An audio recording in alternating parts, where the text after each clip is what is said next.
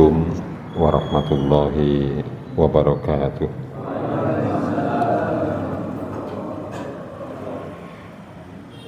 Alhamdulillah, alhamdulillahilladzi nahmaduhu hamdan yaliku bijalali wa azimi sultani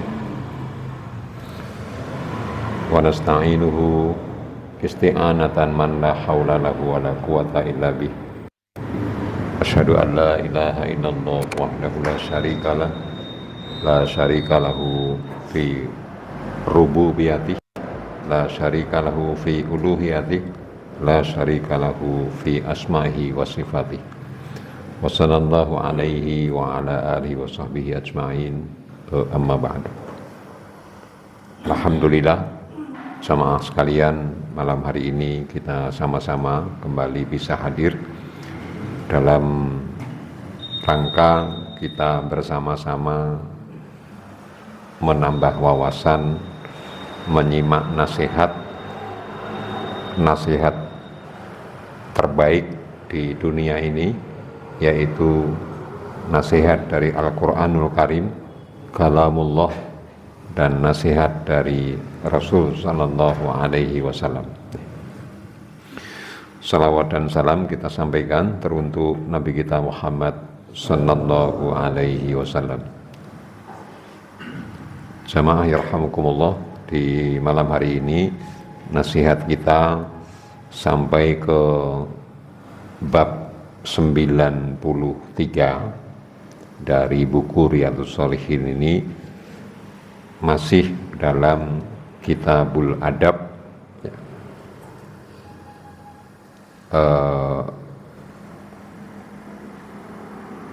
teknis teori tentang berakhlak, bertata cara, berkehidupan yang baik menurut Al-Quranul Karim dan menurut sunnah nabinya. Di dalam bab sekarang ini, dalam kita meningkatkan iman dan takwa adalah dengan cara ikramud dhaif,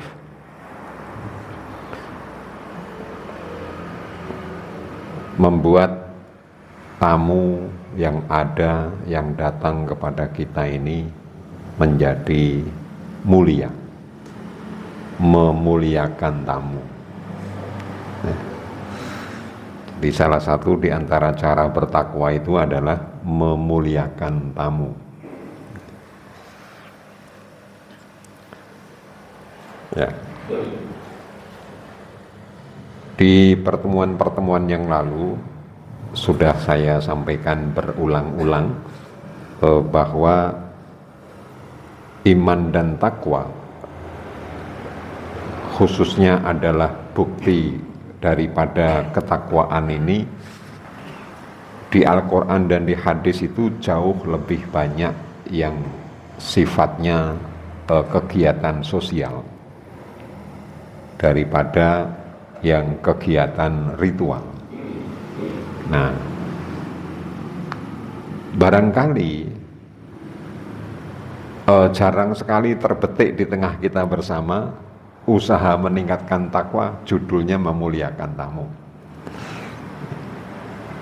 Karena sebagian kita memahami yang namanya meningkatkan takwa itu adalah ya, puasa sunnah, sholat duha. Arahnya itu kepada ritual, khatam Quran. Nah, di Riyadhus Shalihin ini disebutkan meningkatkan takwa adalah memuliakan tamu. Mari bersama-sama kita semuanya mengevaluasi sudahkah atau seberapa besar kita bertakwa dalam bab ini. Ya, yang dikutip di dalam bab hal ataka hadithu dhaifi Ibrahim al-mukrami iddahalu alaihi faqalu salama qala salamun qaumun munkarun faragha ila ahlihi faja'a bi'ijlin samin faqarrabahu ilaihim qala ala ta'kulun. Dan selanjutnya di ayat-ayat yang berikutnya. Jamaah yarhamukumullah, Nabi Muhammad sallallahu alaihi wasallam dengan Nabi Ibrahim tidak sezaman hidupnya, sehingga Nabi Muhammad sallallahu alaihi wasallam tidak mengenal sama sekali tentang Nabi Ibrahim kecuali berdasarkan wahyu. Karena Rasul sallallahu alaihi wasallam ditakdirkan tidak bisa baca dan tidak bisa tulis, jadi tidak mengerti sejarah, ya, tidak mengerti sejarah.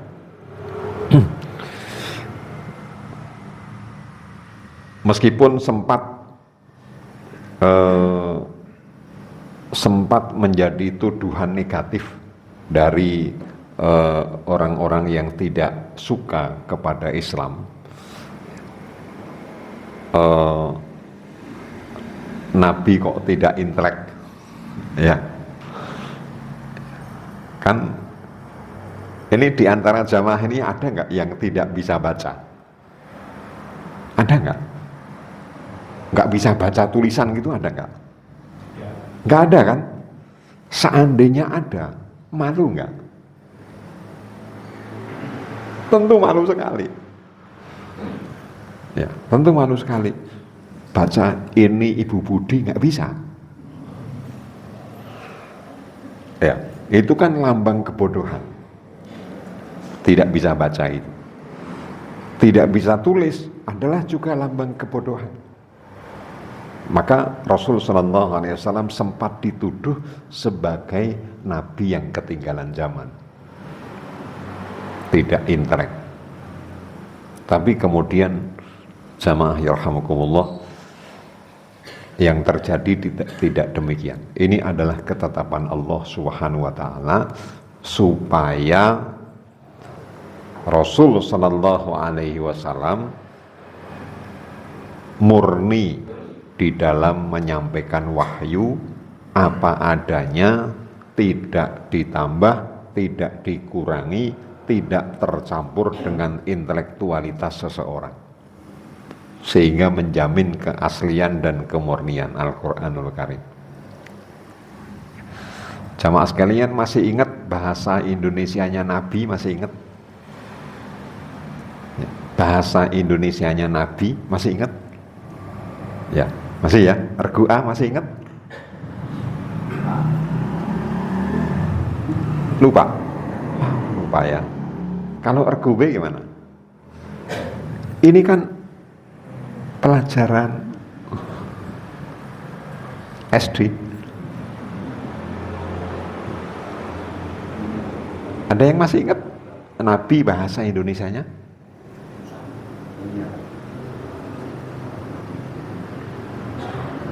Gimana? Regu C gimana?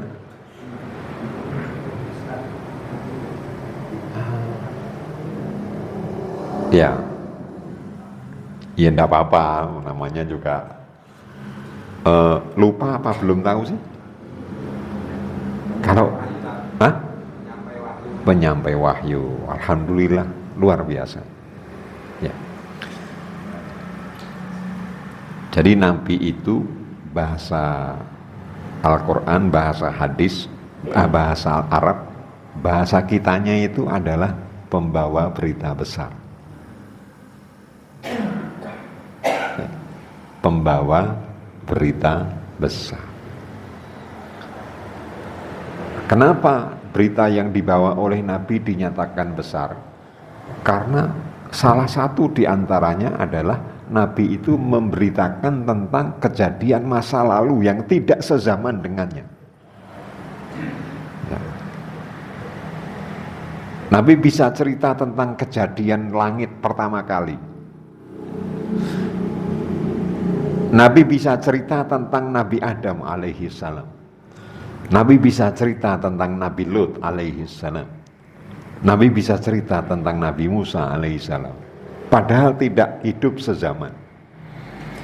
Kita ditanya tentang kakek kita saja sudah nggak tahu. Ya, bahkan nama kakek kita sudah lupa. maka disebut sebagai nabi. Nabi pembawa berita tentang kejadian-kejadian luar biasa yang terus berulang, yang sedang berjalan dan terus berulang. Jadi yang pertama adalah berita tentang masa lalu, yang kedua adalah berita kejadian tentang kejadian yang terus berulang, ya. Dan kemudian yang ketiga adalah berita tentang masa depan, ya. Masa yang akan datang, Rasulullah SAW bisa menceritakan tentang azab kubur, tahu, ya, tentang nanti hari kiamat, tahu, ya. Maka disebut sebagai nabi. Jadi nabi bahasa Indonesianya apa tadi? Pembawa berita yang besar. Ya. Teman-teman sekalian masih ingat surat An-Naba? Masih ingat? Apa artinya An-Naba? Ya, surat An-Naba itu bahasa Indonesianya apa? Berita besar. Berita besar. Nah, yang membawa namanya nabi. Nah, salah satunya adalah jamaah yarhamukumullah, yaitu tentang kisahnya tamunya Nabi Ibrahim alaihissalam.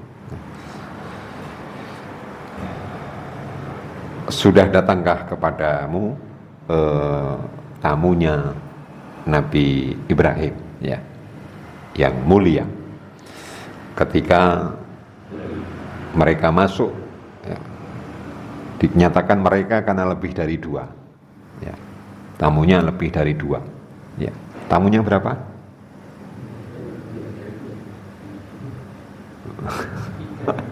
Ya, tamunya tiga, ya, tamunya tiga.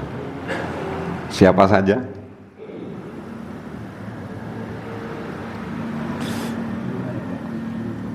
Pak Asnawi. Ya, tamunya tiga, yaitu malaikat Jibril, malaikat Mikail, dan malaikat Israfil.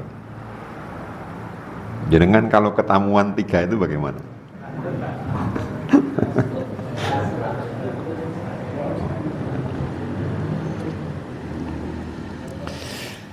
Ya, mereka masuk ke rumah Nabi Ibrahim alaihissalam dengan mengatakan salama. Di tafsir disebutkan ucapan assalamualaikum. Ya. Dan selanjutnya silahkan dibaca terjemahnya saja, ayat 24 sampai 27 dari surat Az-Zariyat ini. Silahkan. Sudahkah? Ya. Monggo. Sudahkah sampai kepadamu Muhammad cerita tamu Ibrahim, malaikat-malaikat yang dimuliakan? Ingatlah ketika mereka masuk ke tempatnya lalu mengucapkan salaman, salam. Ibrahim menjawab, salamun, salam. Mereka itu orang-orang yang belum dikenalnya. Maka diam-diam dia Ibrahim pergi menemui keluarganya. Kemudian dibawanya daging anak sapi gemuk yang dibakar. Lalu dihidangkannya kepada mereka, tetapi mereka tidak mau makan. Ibrahim berkata, mengapa tidak kamu makan? Ya, cukup itu saja jemaah sekalian. Wallahu a'lam bishawab. Ayat ini kemudian memberikan pembelajaran. Kalau suatu saat kita mendapatkan tamu dan tamunya mengucapkan salam, sementara kita tidak tahu tamunya siapa, kemudian kita menjawab salam, ternyata tamunya orang Nasrani, mungkin nggak? Ya, karena orang Nasrani juga kalau bertamu juga mengucapkan salam, kan? Assalamualaikum, waalaikumsalam, walah Nasrani toh sampeyan gitu. Maka tidak menjadi masalah. Itu adalah kekeliruan yang dimaafkan oleh Allah Subhanahu wa taala. Baik, jamaah yarhamukumullah, terkait dengan tamunya Nabi Ibrahim alaihissalam ini juga terdapat ayat-ayat yang lain yang menyebutkan bahwa tamunya adalah Jibril, Mikael, dan Israfil. Jibril tugasnya apa? Penyampaikan wahyu. Mikael tugasnya apa? Ya, membagi rizki, mengatur angin, ya, mengatur hujan, ya, kemudian mengatur panenan, ya, mengatur panenan. Jadi jenengan kalau suatu saat nggak panen, ingat malaikat Mikael ya. Kalau Israfil meniup trompetnya. Trompetnya segede apa? Ya. Meniup trompet. Singkat saja, jamaah sekalian, ini menjadi bukti sekaligus menjadi jawaban terkait dengan tugas-tugas malaikat. Jamaah yarhamukumullah, tugas malaikat ini ada, atau iman kepada malaikat ini kan mempunyai rukun ya, rukun iman kepada malaikat. Di antaranya satu adalah kita percaya, kita beriman bahwa malaikat itu tercipta dari cahaya. Ya. Maka keberadaan malaikat di tengah kita bersama sebagaimana keberadaan cahaya di tengah kita bersama. Ya. Di kita ada cahaya? Ada? Ada ya. Terasa nggak kalau ada cahaya? Ya. Ya, cahaya warnanya apa?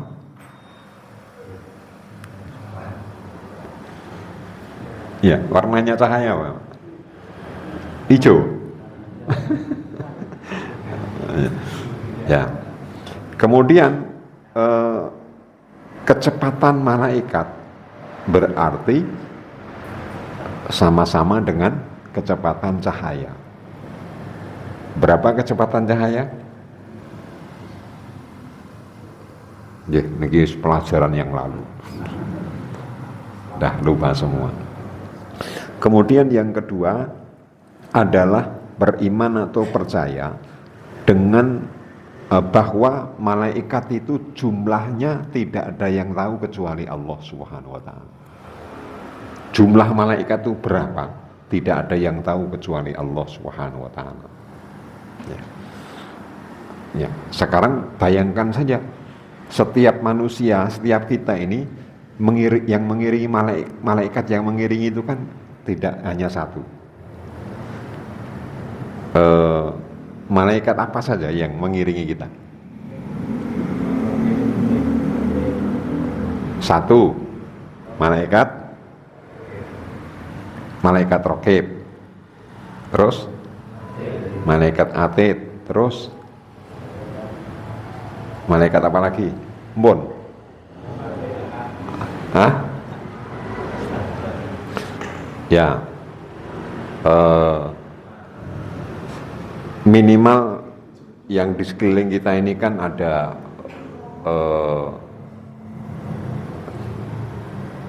ada 5 malaikat, yaitu diantaranya malaikat yang ada di sebelah kanan kita. Saya tidak tahu namanya. Jenengan tahu malaikat yang ada di sebelah kanan kita? Tahu nggak? Saya nggak tahu. Kedua, malaikat yang ada di sebelah kiri kita, saya juga nggak tahu namanya. Kemudian yang ketiga adalah malaikat yang ada di depan kita. Kemudian ada lagi malaikat yang ada di belakang kita. Kemudian ada lagi malaikat malakul maut yang kemudian mendatangi kita. Mohon maaf saya agak lupa. setiap 4 jam sekali atau setiap berapa saya lupa, mendatangi kita, kemudian ini sudah saatnya dicabut apa belum nyawanya. Nah, jadi kita ini sudah sering didatangi malaikat. Nah, kalau setiap manusia 1, malaikatnya ada 5, kalau seluruh dunia berapa? Jadi nggak tahu kita jumlah malaikatnya, nggak tahu. Kemudian yang ketiga adalah kita percaya beriman kepada malaikat yang tidak disebutkan namanya tapi disebutkan tugasnya. Tidak disebutkan namanya tapi disebutkan tugasnya. Gitu. Nah, jamaah yarhamukumullah, kembali kepada pembahasan kita ini. Kalau kita bilang Jibril itu penyampai wahyu, iya. Kalau kita bilang Mikael itu adalah pembagi rizki, iya. Kalau kita bilang bahwa Israfil itu adalah sampai sekarang ini sudah memegang trompet, ya, kornun kalau bahasa hadisnya, kornun azimun bahasa hadisnya, kemudian berada di ars, setiap saat akan siap sedia kapan harus ditiup trompet tersebut. Ternyata ketiga malaikat ini juga punya tugas yang lain. Buktinya Jibril tidak menyampaikan wahyu, tapi bertamu kepada Nabi Ibrahim. Mikael datang kepada Nabi Ibrahim memang membawa rezeki, membawa oleh-oleh. Tidak juga, tapi datang kepada Nabi Ibrahim. Israfil juga demikian. Jadi punya tugas yang lain. Oleh karenanya terjawablah pertanyaan yang begini. Kalau Jibril penyampai wahyu, sekarang Jibril nganggur dong. Wong wahyune wis entek. Nah, tentu tidak demikian, karena ada tugas-tugas yang lain yang Allah tidak beritahukan kepada kita bersama. Nah, bisa difahami ya? Ya, jamaah yarhamukumullah. Kemudian syariah mengucapkan salam, ini insya Allah kita sudah sama-sama tahu. Dan kemudian qaumun mungkarun, yaitu tamu yang sama sekali tidak diundang, dan tamu yang memang kita tidak kenal sama sekali. Ternyata kita tetap harus disuruh menghormati sebagai bagian ketakwaan kita bersama.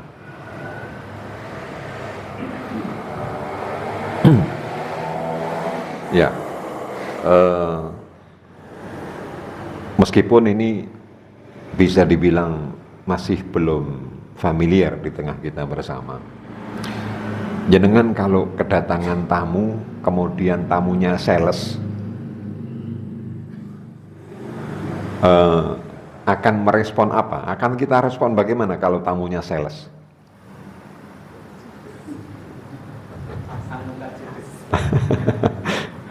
Gitu. Kalau kita bertakwa, itu disuruh menghormati, ya, memuliakan tamu. Oh, silahkan, silahkan. Anu kok Pak, saya cuman mau meminjam waktunya 5 menit. Pengalaman kan. Oh iya, terima kasih. Saya juga insya Allah 5 menit lagi mau pergi. Begitu masuk, lihat Mas, 5 menit ya. Begitu 5 menit, selesai. Belum selesai Pak, kan sudah 5 menit. Saya pernah begitu. Dan saya juga pernah menjamu sales itu, saya tanggapi sampai habis. Karena saya tidak pergi, kemudian saya diberi keleluasaan untuk mencoba alat-alatnya itu. Ya saya coba semuanya. Sudah saya coba, saya kemudian berikan keterangan, saya tidak beli. Oh, oh, tapi ini manfaat. Iya, saya juga sudah mencoba, manfaatnya luar biasa. Tapi saya nggak beli. Nesu.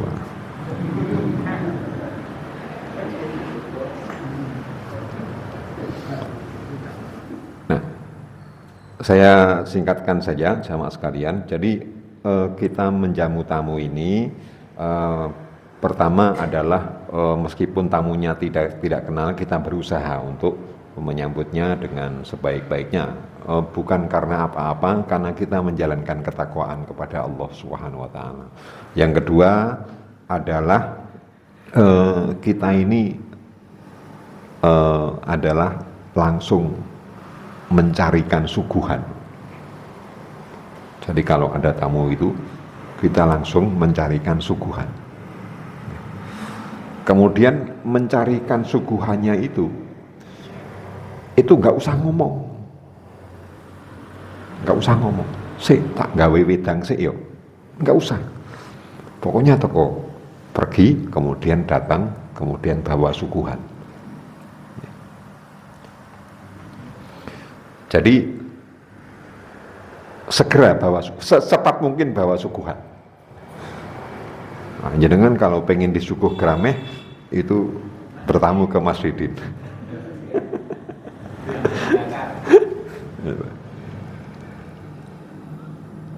Nah, itu secepat mungkin ya, secepat mungkin. Dan jamaah yarhamukumullah, kemudian yang berikutnya adalah kita berusaha untuk mencari suguhan yang istimewa. Itu sunnahnya begitu ya. Aturannya menjamu tamu itu seperti itu. Selanjutnya adalah mendekatkan suguhan itu kepada tempat duduknya tamu. Jadi nyuguhnya jangan didoh-dohke gitu ya. Tamunya di sana, suguhannya di sini. Anu Mas, mendekat saja nggak apa-apa. Oh ini di sini. Nah, itu termasuk tidak bertakwa, itu kurang bertakwa. Jadi kita yang menyodorkan sampai dekat kepada tamu tersebut. Dan kemudian jamaah yarhamukumullah, kita berikan ucapan yang baik, yaitu menawarkannya. Dan jamaah yarhamukumullah, kita tidak diperbolehkan untuk bertanya tentang tamunya kita ini puasa atau tidak. Jadi jangan ditanya. Nyun pangapunten, jenengan siap napa mboten? Enggak usah ditanya. Ya. Ya, selama ini saya juga sudah mengamalkan amalan yang salah. Pak, niki nyenen apa mboten, Pak? Itu kita nggak perlu bertanya. Pokoknya suguhin saja. Suguhin saja. Dan jamaah yarhamukumullah, kenapa kita tidak boleh bertanya kepada tamunya puasa sunnah atau tidak? Itu karena memang terhadap hal-hal yang sunnah itu kita dianjurkan untuk tidak menanyakan kepada saudara kita bersama. Supaya apa? Di antaranya adalah supaya menyembunyikan amalan sunnah. Supaya menyembunyikan amalan sunnah. Jadi sunnah, amalan-amalan sunnah itu sebaiknya kita sembunyikan. Maka sholat sunnah rawatib itu dianjurkan untuk di rumah. Supaya tersembunyi. Dan kenapa kita tidak boleh menanyakan puasa sunnah apa tidak itu? Itu supaya tidak timbul ujub ya bagi tamunya. Ya, kan bisa saja jenengan nyuwun pangapunten siap napa mboten? Ayo poso. Jenengan ora ngerti po nek aku ki.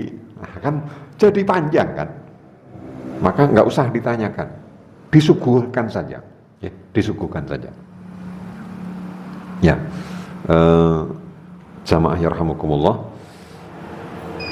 Adapun kemudian tamunya puasa, ini berdasarkan hadis Nabi Shallallahu Alaihi Wasallam. Ya. Tamunya itu sebisa mungkin tetap membahagiakan yang menjamu. Jadi tamunya juga nggak usah ngomong. Saya itu sebetulnya sedang puasa, Mas. Tingapunten ya, meskipun bilang tingapunten, tapi tidak usah ngomong. Tamunya itu. Jadi kalau memang disuguh, ya makan mawon, dahar mawon, tidak apa-apa. Tapi kadang-kadang kita ini kan mengamalkan sunnah ini tergantung suguhannya apa sih.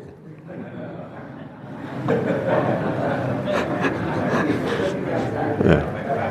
Nah, suguhannya Grameh Bakar bilang nggak puasa. Ya. Ketika suguhannya geduk, aku poso ya Mas. Ya. Tidak. Jadi kita batalkan saja, tidak masalah. Tidak batalkan saja dan tidak usah ngomong sebetulnya saya puasa, tapi karena menghormati jenengan maka saya batalkan. Tidak usah ngomong gitu. Tidak usah ngomong. Batal aja sehingga puasa itu tetap tersembunyi. Ya, amalan sunnah itu tetap tersembunyi. Hanya jamaah yarhamukumullah, kita ini kan kalau mengamalkan sunnah itu nyari yang enak-enak kan. Kalau yang nggak enak itu rapatio tertarik kita nih. Jamaah sekalian, saya dulu juga mengira kalau sudah membatalkan puasa sunnah itu, ketika kita bertamu, saya tuh seneng banget. Pahala puasa ento, makannya yo entoan. Ternyata Rasulullah SAW itu bersabda kepada kita melalui hadis yang dikeluarkan oleh Imam Muslim dengan menyatakan kalau kalian sedang bertamu kemudian disuguh, makanlah dan kemudian gantilah puasa sunnah itu di hari yang lain.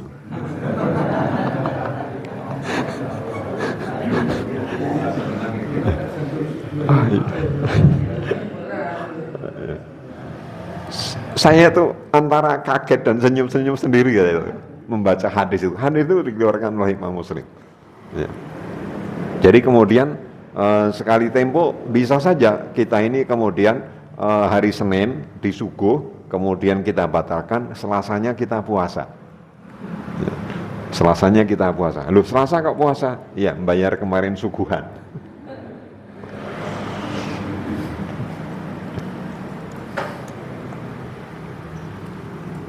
Ya, demikian jamaah sekalian terkait dengan amalan puasa, dan ini yang puasa yang boleh dibatalkan itu adalah puasa sunnah ya.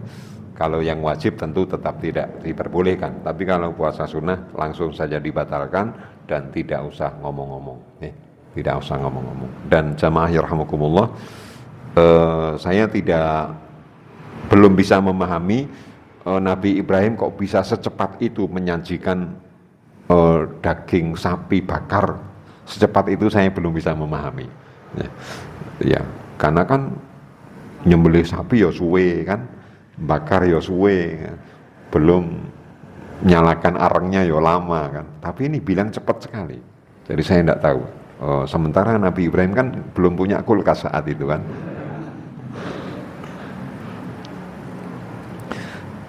Ya, jamaah sekalian,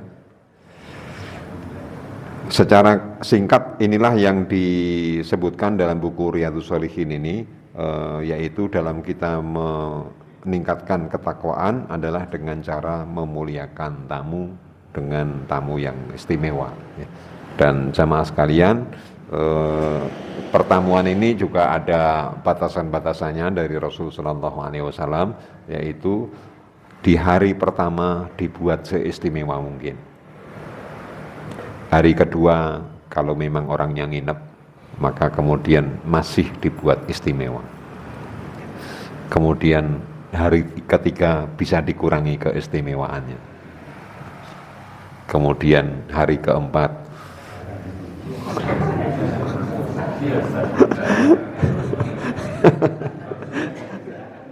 ya.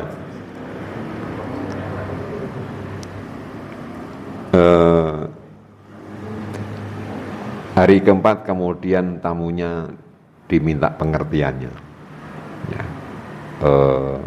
Yaitu Rasul SAW bersabda, kalian kalau menjadi tamu jangan membuat sohibul baitnya itu berdosa.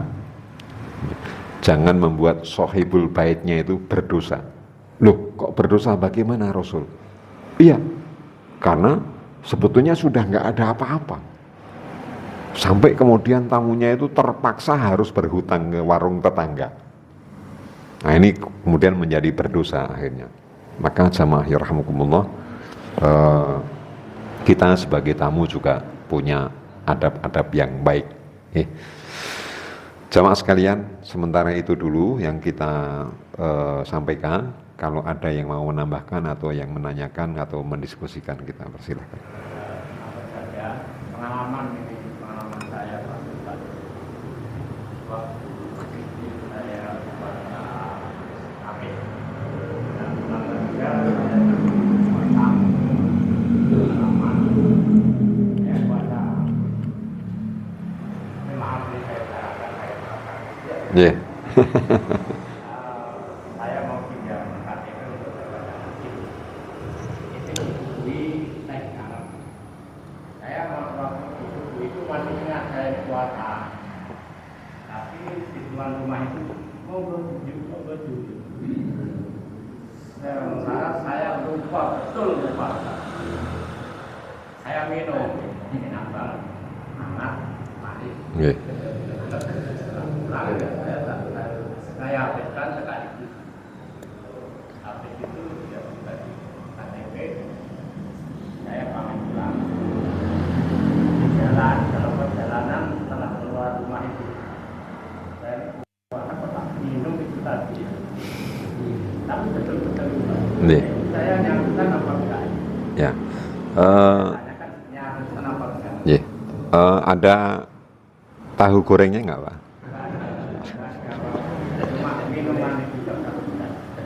Ya, jamaah yarhamukumullah.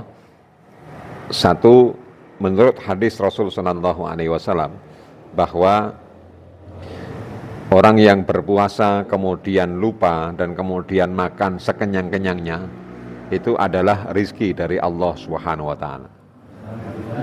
Alhamdulillah. Puasanya tidak batal.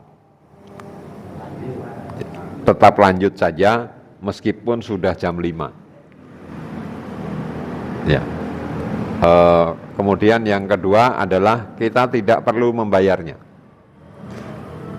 Karena juga sebetulnya yang disampaikan oleh Rasul sallallahu alaihi wasallam, bagi siapa saja yang bertamu dan kemudian membatalkan, maka hendaklah dia menggantikan dengan hari yang lain, itu juga bukan merupakan kewajiban.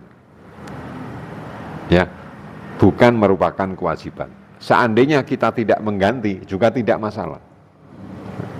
Tidak masalah. Jadi mboten napa-napa. Ya. Ini malah Mas Antoro ini berharap lupa terus puasa. Iya, alhamdulillah. Puasa wajib juga sama saja.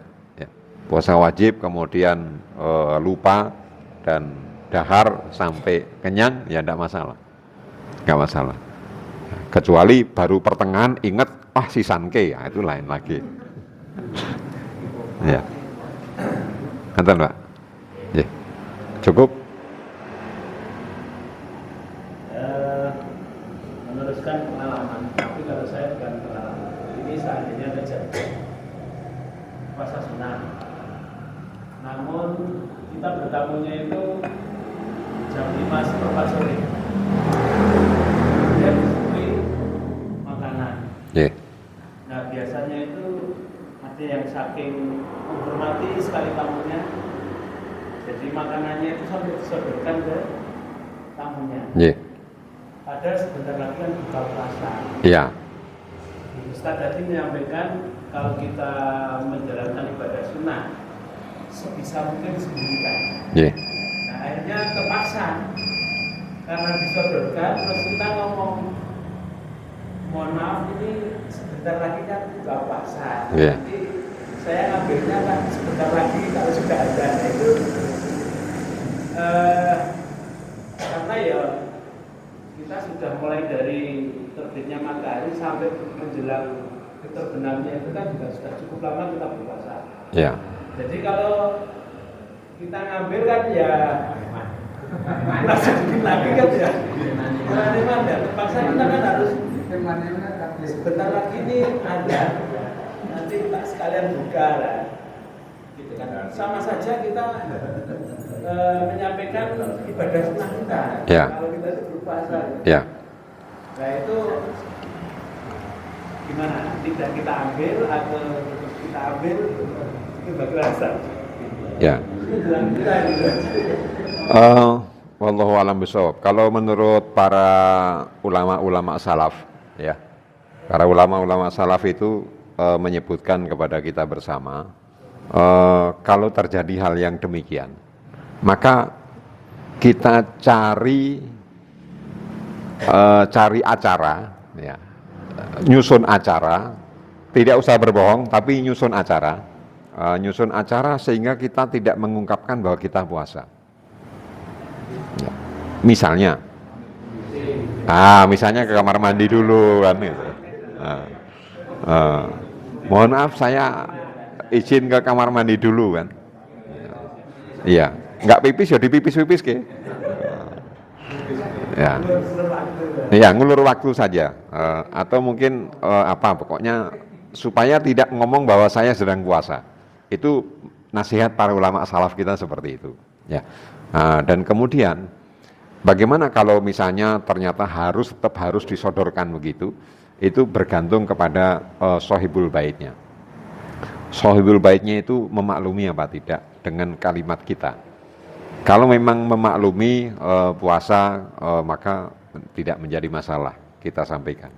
Dan yang ketiga adalah urusan ujub dan tidak, riak dan tidak itu urusan pribadi kita bersama. Karena di dalam hal-hal yang lain, kebaikan-kebaikan yang lain, misalnya infak itu kan juga boleh secara terang-terangan dan boleh secara tersembunyi. Ya, tetap diperbolehkan selama kita bisa menjaga riak. Ya, barangkali salah satu di antara contohnya dalam kita berlatih, yaitu setan itu menggoda kita ketika kita sholat sunnah ba'diyah di masjid misalnya. Setannya bilang akan membisikkan kepada kita bersama bahwa kita ini termasuk hamba yang istimewa daripada yang lain karena saya sholat sunnah. Ya. Akhirnya kita mengatakan begini, wah daripada saya sholatnya riya mendingan rasa sholat sisan. Nah, itu juga bisikan setan. Akhirnya tidak sholat sunnah. Kalau kita tidak sholat sunnah, maka itu setannya berhasil. Kalau kita sholat sunnah, kemudian bangga dengan sholat sunnahnya, ya setannya berhasil juga. Jadi bagaimana jalan keluarnya? Jalan keluarnya tetap kerjakan sholat sunnah dan kemudian kita tata hati kita bersama. Nah seperti tadi juga kita berusaha menata hati kita bersama. Ada? Ya. Demikian teman-teman sekalian. Untuk sementara barangkali ini saja dulu yang kita pelajari. Insya Allah kita akan sambung kembali di pertemuan berikutnya, yaitu membahas tamu yang berikutnya. Karena ini masih yang bertamu ini ternyata tidak hanya kepada Nabi Ibrahim, tapi juga kepada Nabi Lut. Nah, jadi ini Nabi 3 malaikat ini sesudah kesini terus ke sana. Ya. Wallahu a'lam bishawab, kita akhiri sampai di sini dengan kafaratul majlis. Subhanaka Allahumma wa bihamdika asyhadu an la ilaha illa anta astaghfiruka wa atubu ilaik. Assalamualaikum warahmatullahi wabarakatuh.